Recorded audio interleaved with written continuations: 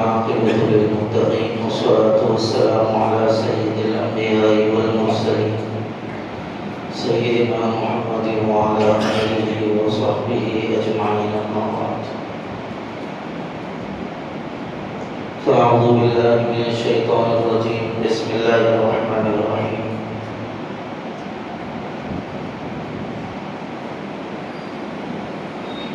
قد أفلح المؤمنون الذين هم في صلاتهم خاشعون والذين هم عن اللغو معرضون والذين هم للزكاة فاعلون والذين هم لفروجهم حافظون صدق الله العظيم.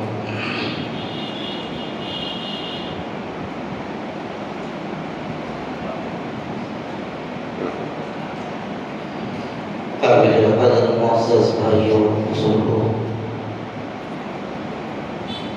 قرآن کریم میں اللہ تبارک و تعالیٰ ارشاد فرماتا ہے قد افلح المؤمنون، وہ مومن کامیاب ہو گئے جو اپنی نمازوں کے اندر اللہ کا ڈر رکھتے ہیں۔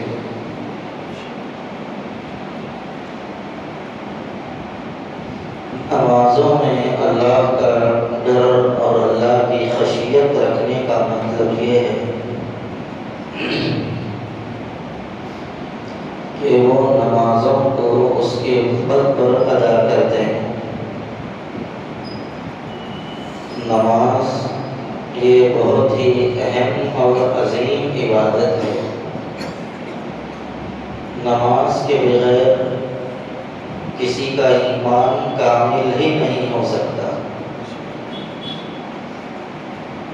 جو نماز پڑھتا ہے اللہ کی ذمہ داری میں رہتا ہے،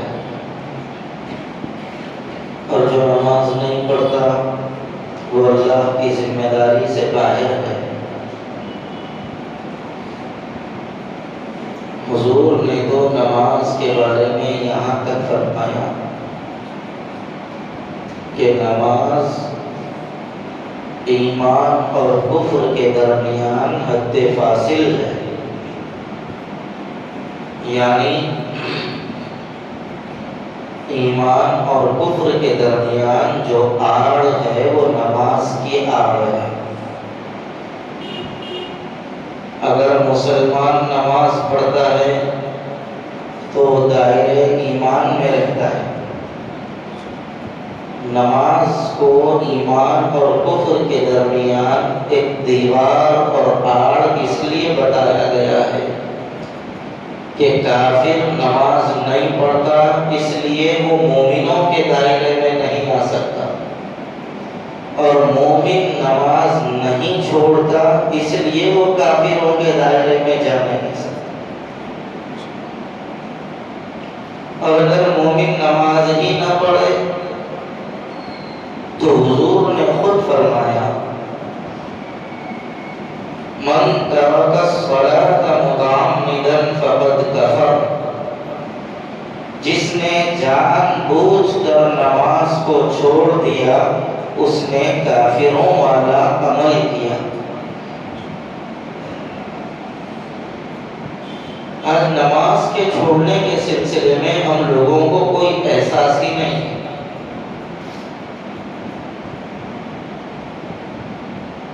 پہلے آدمی کتنا ہی لاپرواہ کیوں نہ ہو، لیکن جو نماز نہیں پڑھتا تھا اس کے دل کے اندر ایک قسم کا خوف اور ایک قسم کا ڈر اور ایک قسم کی ہیبت رہتی تھی کہ صاحب میں بے نمازی ہوں، میں نماز نہیں پڑھ رہا ہوں۔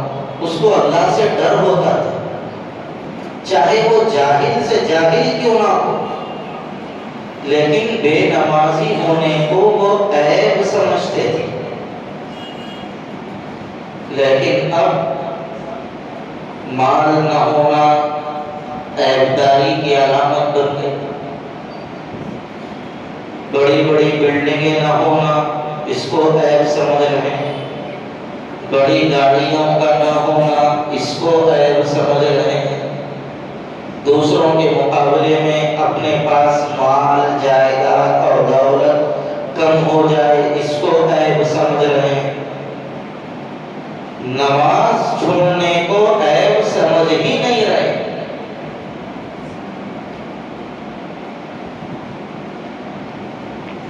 جبکہ نماز چھوڑنا بڑے گناہوں میں سے ہے۔ وہ بڑے بڑے گناہ جن پر سخت وعیدیں آئی ہیں، وہ بڑے بڑے گناہ جن سے اللہ نے ڈرایا ہے، وہ بڑے بڑے گناہ کہ جہنم میں جن کے عذاب کی سختی بیان کی گئی، ان میں سے ایک نماز چھوڑنا بھی ہے۔ نماز چھوڑنے کو تو لوگ گناہ بھی نہیں سمجھ رہے آج کل، پڑھ لیے ٹھیک ہے، نہیں پڑھے تو چلتا۔ یہ مزاج اتنا خراب ہے کہ یہ مزاج غفلت کو دعوت دے رہا ہے۔ ایک بات یاد رکھیے، جسم کو اگر غذا نہ ملے تو جسم کمزور ہو جاتا ہے، ایسے ہی روح کو غذا نہ ملے تو روح بھی کمزور ہو جاتی ہے۔ جسم کو مسلسل غذا نہ ملے تو جسم کمزور ہو کر مردہ ہو جاتا ہے، روح کو بھی اگر مسلسل غذا نہ ملے تو روح بھی مردہ ہو جاتی ہے۔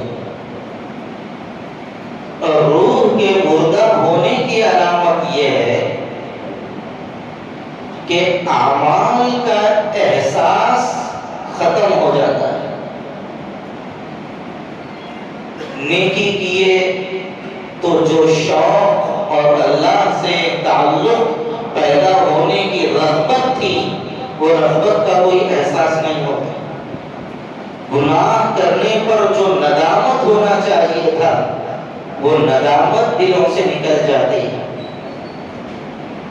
اور پھر انسان گناہ کرتے کرتے کرتے کرتے اپنی روح کو اتنی بیمار کر لیتا ہے کہ پھر وہ روح انسان کو گناہوں کی نفرت بھی پیدا کرنے کے قابل نہیں رکھتی، اس کے نزدیک سب برابر ہو جاتا ہے، گناہ بھی برابر، عام زندگی بھی برابر۔ نماز چھوڑ دیے کوئی فرق نہیں پڑ رہا ہے، کوئی احساس نہیں ہو رہا ہے، تو فیصلہ کر لینا چاہیے کہ میری روح بیمار ہی نہیں مردہ ہونے کے قریب آ گئی، فیصلہ کر لینا چاہیے اس پر، اور اس کے بعد فوری اس کا علاج شروع کر دینا چاہیے۔ اور اگر یہ احساس بھی نہیں ہو رہا ہے کہ میری نماز چھوٹ گئی، میری روح مردہ ہو گئی، یہ بھی احساس پیدا نہیں ہو رہا ہے، تو پھر اپنی روح کے اوپر ماتم کرنا چاہیے۔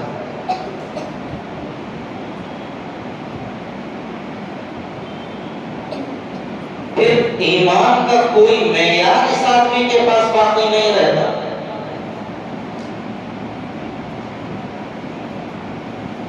حضور اکرم صلی اللہ علیہ وسلم نے تو یہاں تک فرما دیا، من ترک الصلاۃ متعمدا فقد کفر، جس نے جان بوجھ کر نماز چھوڑ دی اس نے کافروں والا عمل کیا۔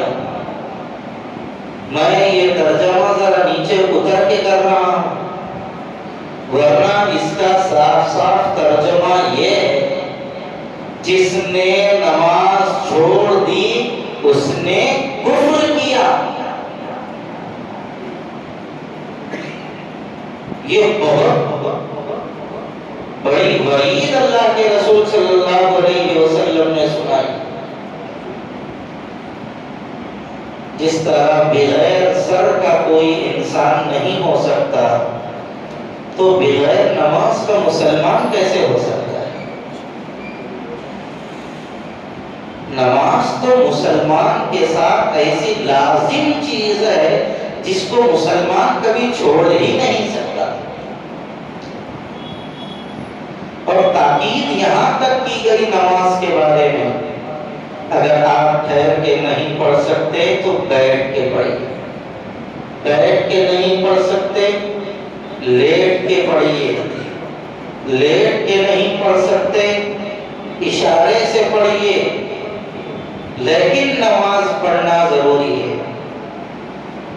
اشارہ کرنے کی بھی طاقت اگر ہے، آنکھ سے اشارہ کرنے کی بھی طاقت اگر ہے، نماز پڑھنا ضروری ہے۔ اس وقت تک نماز کو لازم قرار دیا گیا ہے۔ ہم لوگ معمولی بہانے بنا کے نماز چھوڑتے۔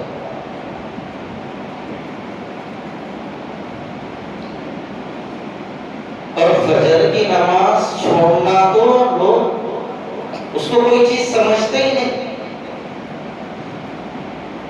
جب مسلمان نہیں سمجھ رہے ہیں نماز کو چھوڑنا بری چیز، تو پھر غیروں کے نزدیک ان مسجدوں کی اہمیت کیا باقی رہے گی؟ پھر مسجدیں وہی بابری مسجد کی مثال بنے گی، گیان باپی کی تاریخ پھر دوبارہ دہرائی جائے۔ سرکار کے زمانے میں مسلمان ایک مومن کامل صحابی رسول تو دور کی بات ہے، ایک منافق کے اندر بھی اتنی جرأت نہیں ہو سکتی تھی کہ وہ نماز چھوڑ دے۔ ایک منافق، اسلام کا دشمن، وہ بھی نماز نہیں چھوڑتا تھا، بلکہ مسجد کی جماعت نہیں چھوڑتا تھا۔ کتابوں میں لکھا ہے کہ اگر منافق کو چلنے نہیں آتا تھا تو وہ دو لوگوں کے سہارے مسجد کو آ کر نماز پڑھتا تھا۔ منافقوں کی یہ پہچان، منافقوں کے اندر نماز کی اتنی پابندی تھی۔ ہم تو مومن کامل اپنے آپ کو کہتے ہیں، تو ہمارے اندر کتنی پابندی ہونی چاہیے؟ نماز کو ہے تو مسجد کی اہمیت بھی باقی رہتی، مسجد کس کو بولتے یہ احساس بھی باقی رہتا۔ اور ایک سچی بات بول رہا ہوں، جو مسلمان نماز نہیں پڑھتے ان کو اللہ کے گھر کی اہمیت بھی نہیں معلوم ہوتی۔ وہ ایسے سمجھتے ہیں کب تو بھی جانا پڑنا ہے، جیسے یہ بلڈنگ ہے ویسے بھی ایک بلڈنگ ہے، اتنا ہی رہتا ان کے دل۔ یہ اللہ کا گھر ہے، اس کا کیسا ادب، کیسا احترام اور اس کے ادب کے کیا کیا تقاضے ہیں، ان ساری ساری چیزوں سے وہ بے خبر رہتا ہے۔ یہی وجہ ہے کہ پہلے گھروں کے اندر لوگ دیگ لگاتے تھے، اپنے گھروں کے اندر ایک گانے بجاتے تھے، لیکن کوشش اس بات کی کرتے تھے کہ ہمارے گانوں کی آواز مسجد تک نہ جائے۔ پہلے یہ احساس تھا، جہالت تو تھی لوگوں میں، لیکن اللہ رسول کا اور شاعر دین کا اتنا احساس تو باقی تھا۔ لیکن اب مسجدوں کے سامنے باجے بجا رہے ہیں، مسجدوں کی گیٹ کے سامنے ٹھہر کے ناچ رہے ہیں، پھر فخر سے بول رہے ہیں میں مسلمان۔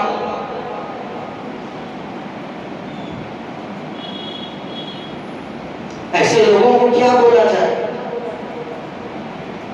پہلے آوارے لوگ باجا بجاتے تھے، آوارے لوگ جن کو دین سے اور دینداری سے کوئی مطلب نہیں تھا، آوارے جن کو لوگ کہتے تھے، ویسے لوگ باجا بجاتے تھے۔ اب تو پڑھے لکھے لوگوں بھی باجے بجا رہے، ڈاکٹر ہیں باجے بجا رہے, انجینئر ہے باجا بجا رہا ہے, ناچ رہے ہیں. پہلے ناچنے والا ایک مخصوص طبقہ رہتا تھا, ہر کوئی نہیں ناچتا, اور ناچنے والوں کو انتہائی گری ہوئی نظر سے دیکھتے تھے. اب انہوں دادا بن گئے مگر ناچ رہے باجے کیا. میرے پوترے دیکھیں گے تو میرے اوپر تھوکیں گے, وہ بھی احساس نہیں ہے. اتنے بے حس ہو گئے, وہی پوترے کے ہاتھ سے منہ میں پیسے لگا کے ناچ رہے. جب عقلیں اندھی ہو جاتی ہیں تو ہر برا اچھا نظر آتا ہے. یہ عقلوں کے اندھے پن کی علامت ہے جو آج ہم مسلمانوں میں بہت زیادہ آ گئی ہے. قرآن میں اللہ نے فرمایا کامیاب ہونے والے مومن وہ ہیں جو لغویات سے اپنے آپ کو بچاتے ہیں, فضول چیزوں سے اپنے آپ کو بچاتے ہیں. اگر میں اپنے آپ کو فضول چیزوں سے نہیں بچا رہا ہوں تو سوچنا چاہیے کہ میں کامیاب ہوں گا یا نہیں ہوں. مغرب نے ہم لوگوں کو آوارہ بنا دیا, مغربی تہذیب کے دلدل میں ہم لوگ پھنس چکے ہیں. جو مغرب ہمیں بتاتا ہے سارے مسلمان بڑے شوق کے ساتھ ہو کر گزرتے. اب یہ 14 فروری کو ویلنٹائن ڈے, کتنے نوجوان اس کی تیاریاں ابھی سے کر رہے ہیں. اسٹیشنری کی جو دکانیں ہیں اسٹیشنری, وہاں پہ کاپی قلم کتاب ملتی ہے. وہ بھی اتنے آوارہ مزاج کے ہو گئے, وہ لوگ بھی ویلنٹائن ڈے کے کارڈ رکھ رہے ہیں. پڑھنے لکھنے کی کتابیں, کاپیاں, اوزار, آلات علم جہاں ملتے ہیں وہاں پر بے حیائی کی چیزیں مل رہی ہیں. معاشرے کی گراوٹ کی اس سے بری حالت اور کیا ہو سکتی ہے. کسی کو احساس نہیں, اچھا بیچو برا بیچو, حلال ہے حرام ہے, اس سے نوجوان بچے اچھے ہوں گے بگڑیں گے, کوئی احساس نہیں. پیسہ ملا تو بس پیسہ ہی سب کچھ ہو گیا ہے لوگوں کو. دین دھرم مذہب اخلاق سب کچھ پیسہ.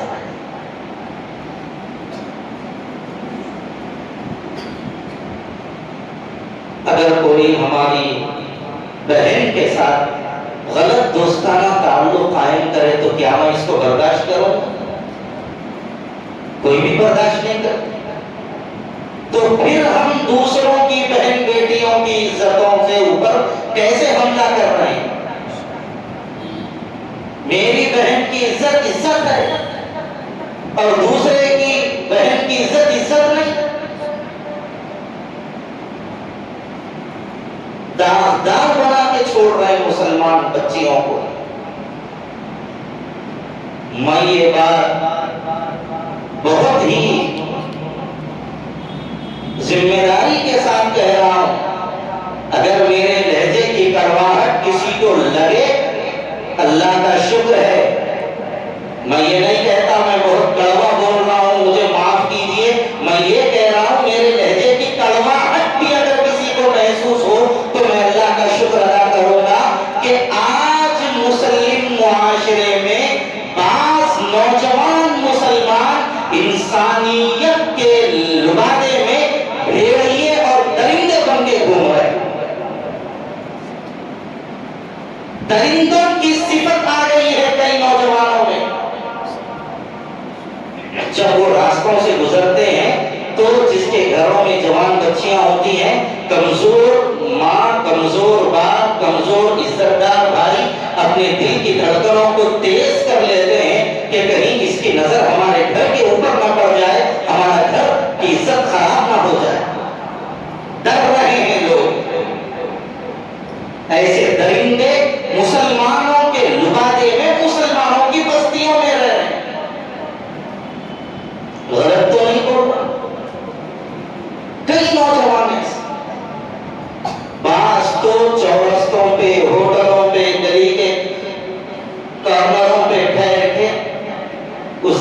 کی پوری بچیوں کی عزتوں کو نیلام کرنے کا ٹھیکہ اپنے اوپر لے کر پوری بربادی کے آثار اور پوری بربادی کی علامتیں پیدا کر چکے ہیں. معاشرے کو داغدار بنانے میں کوئی کسر نہیں چھوڑ رہے نوجوان. ان کی خواہش ہی ان کا خدا بن گیا. دل میں جو آیت کر لیے ان کا برتھ ڈے ہے, ٹائموں کو جا کے پہلے کیک کاٹ کے کھلاتے تھے, اب تھوڑے نہیں منہوں کو. کوئی احساس ہی نہیں ہم کیا کر رہے ہیں, کوئی احساس نہیں. پاگل پنا ان لوگوں کے اندر, معاف کیجیے لنگا پنا ان لوگوں کے اندر, بے حیائی ان لوگوں کے اندر, بے شرمی ان لوگوں کے اندر. ہمارا نوجوان اسلامی شاعر رسول اللہ صلی اللہ علیہ وسلم کی غلامی, میں ایک مسلمان ہوں, اس احساس سے بالکل بے خبر ہو چکا. جو دل میں آیا کر لو. بہنوں بجائے مسجد میں عشاء کی نماز چل رہی, ارے بھائی نماز چل رہی, ذرا بند کرو, آ جاؤ تم پڑھ لو, تم ایک ہی نمازی ہے. یہ حال ہے. پھر کون مسلمان کہاں رہتے, مسجد کے پڑوسی ہیں. لاک ڈاؤن میں آپ کو بولے تو لڑنے آ رہے تھے, ایسا نہیں بولتے ہم مسجد کے پڑوسی آئے ہم کو نماز نہیں پڑھنے دیتے. اور اب حالت ان کی ہے. میرے بھائیوں, ہم لوگوں کو بہت زیادہ غور و فکر کے ساتھ اپنی زندگی گزارنے کی ضرورت ہے. خواب غفلت سے بیدار ہونے کی ضرورت ہے. اللہ رسول کو پہچاننے کی ضرورت ہے. مفتی سلمان اظہری صاحب اس وقت پولیس کی تحویل میں ہیں, ان کا کوئی قصور نہیں. اظہار رائے کی آزادی بھی اس وقت چھین لی جا رہی ہے. انہوں نے کسی کو کچھ نہیں کہا. لوگوں نے اپنے آپ کو بہت کچھ سمجھ لیا, لے جا کے ان کو جیل میں ڈال دیا گیا. ایک جگہ سے ان کو ضمانت مل گئی, دوسری جگہ کے لوگ پولیس والوں نے ان کو فوری اپنی تحویل میں لے لیا اور یہ کہا کہ یہاں پر بھی آپ کے لیے FIR درج ہے, آپ یہاں سے آ جائیں. تو چاہے وہ کسی بھی مکتب فکر کے ہوں, لیکن مسلمانوں کے ایک عالم دین ہیں, ان کے سلسلے میں درد ہر مسلمان کو ہونا چاہیے. تو یہ صوفی سنگٹن ہے, بیوقوف ہوا کہ یہ کہہ رہا ہے بہت اچھا کیا مفتی سلمان اظہری کو پکڑ لیا. یہ اپنے لوگوں کی وجہ سے کبھی کبھی جو نقصان ہوتا ہے وہ دوسروں کی وجہ سے نہیں ہوتا. وقت نہیں ہے تو میں آپ کو ایک ایسا واقعہ سناتا, آپ کو سمجھ میں آ جاتا اپنے لوگ کتنا نقصان کرتے ہیں. سب متحد ہو کر ان کے لیے آواز اٹھانے کی ضرورت ہے. اپنے اپنے پولیس اسٹیشنوں میں درخواست دینے کی ضرورت ہے کہ مفتی صاحب کو بے قصور گرفتار کیا گیا ہے, فوری رہا کیا جائے. یہ کرنے کا صرف مفتی صاحب ہی نہیں بلکہ جتنے مسلمان بغیر کسی قصور کے جیلوں کے اندر ہیں, جتنے مسلمان, صرف ہمارے ملک کے نہیں پوری دنیا کے مسلمان جو بے قصور جیلوں میں ہیں, اور ہماری وہ عزت دار ماں اور بہنیں جو اسلامی شاعر کے لیے, اسلامی شاعر کے تحفظ کے لیے آواز اٹھاتی تھی, ان کو بھی جیل کے اندر ڈالا گیا ہے. ہماری بعض بہنیں تو 25 سال سے جیل کے اندر ہیں. ان لوگوں کی رہائی کے لیے بھی دعا کیجیے. جمعہ کی نماز ہو گئی, سلام پھیرتے ہی صاحب ایسا دکھتا جیسا کہ پورے ہمارے مولانا حافظ صاحب بولتے تھے, جمعہ کی نماز پڑھتے ہی 2 رکعت 4 رکعت سنت بھی نہیں پڑھتے, جیسا مرغیوں کا کھورانا کھولتے ہی مرغیاں کیسا بول کے باہر نکل جاتے, ایسے ہی سلام پھیرتے ہی بس بے چینی سلام پڑھتے, میں تیرے سے پہلے نکلوں تو میرے سے پہلے. ذرا آج ایک دن 2 رکعت ہی صحیح صلاۃ الحاجت پڑھیے مفتی صاحب کے لیے، اور دوسرے بے قصور جو مسلمان قید میں ہیں ان کے لیے 2 رکعت صلاۃ الحاجت پڑھ کے اللہ سے مانگ کے جائیے۔ اتنا تو کم سے کم ہم کر سکتے ہیں۔ اللہ صحیح علم و عمل کی اپنے کرم سے توفیق عطا